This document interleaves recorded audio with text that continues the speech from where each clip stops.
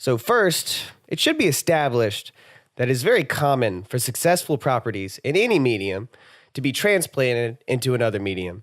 This includes movie adaptations of books, video game versions of movies, comic books that are made into video games, plays and musicals that are made into movies, book series based on movies, comic books on video games, and the list goes on and on.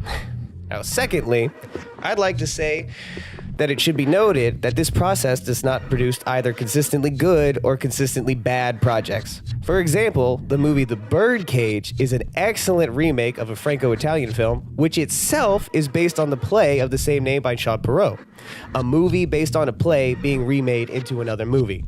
Now, on the other hand, almost everyone agrees that the film adaptations of the Chronicles of Narnia, which is a book series, were terrible, both as adaptations of the books and just as movies, regardless of their source material. They were just bad.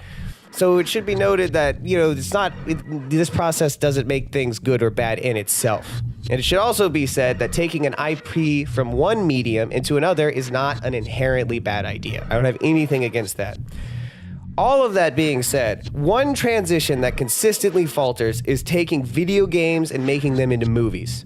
This falls over a wide spectrum, from boring and hollow movies like Prince of Persia, World of Warcraft, Tomb Raider, and Assassin's Creed, which are all just bad movies. Bad plots, bad character development, overemphasis on arbitrary action and special effects. In fact, nothing remarkable happens at all. But they're not remarkably bad, they're just bad movies.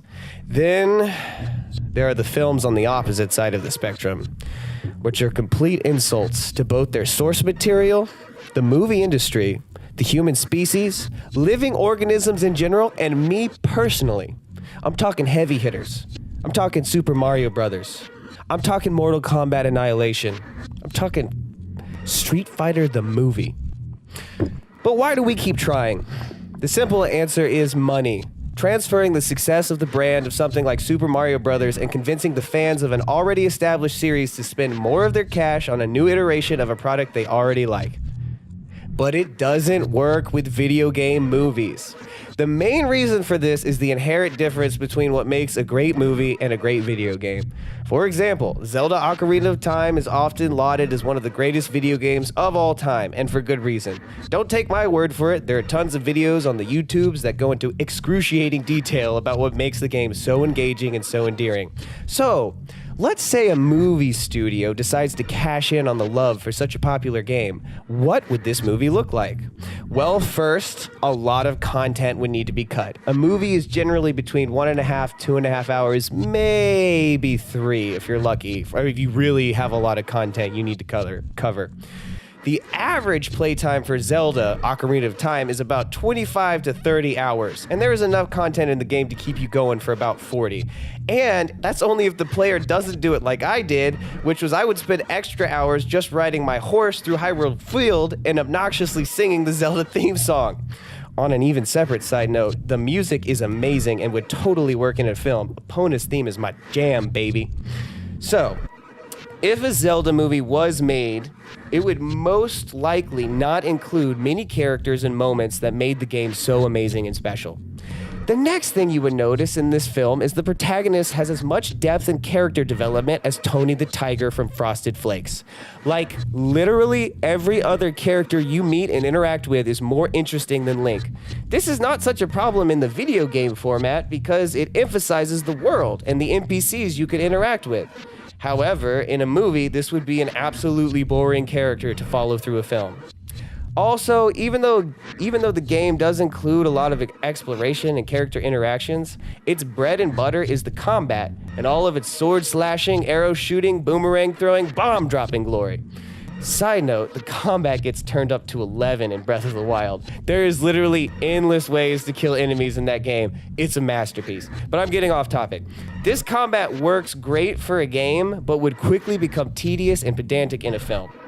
And this gets to the core problem of making games into movies. What makes Ocarina of Time special just can't be translated onto the big screen. Who would want to watch Link wander around a dungeon for an hour, trying to figure out where the next item is supposed to be, which wall you're supposed to bomb, and show the secret entrance, and where the hell is the stupid key?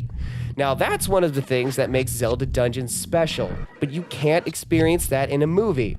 Also, another example, hitting one of the cuckoos, which are chickens, will iconically get you attacked and possibly killed by other chickens. However, what makes it so special is not merely the fact that the event occurs. It is when the player discovers it for themselves. It is always optional. It may be found, it may not. Maybe you heard about it from a friend. Maybe you heard about it from a guide. Maybe you randomly just discovered it. However you find it, it is special because it is an extra element of the game you could interact with that enriches the world and makes the game a more entertaining experience.